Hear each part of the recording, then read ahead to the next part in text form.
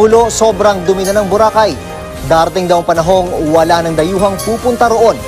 Inutusan niya si DENR Secretary Roy Cimatu na linisin ang isla sa loob ng 6 na buwan. I will close Boracay. Boracay is a cesspool. But you go into the water, it's smelly. Smell of what? The intervention of the President through the BITF was just very timely. Kung hindi nakapasok, within 5 years, mawawala na ito yung isla.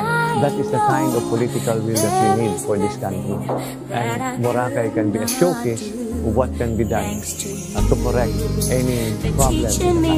Sa ating mahal na Pangulong Duterte, sa umpisa ng inyong desisyon na sarado yung Boracay, medyo hindi po namin nagustuhan dito sa Boracay, pero naging honest at straightforward po kayo. Salamat at dahil naging matigas kayo na hindi nyo kami pinagbigyan, na itigil yung pagsasara para i-rehabilitate ang Boracay. Kaya nagkaroon ng ganitong resulta. Napakalinis na po ng Boracay.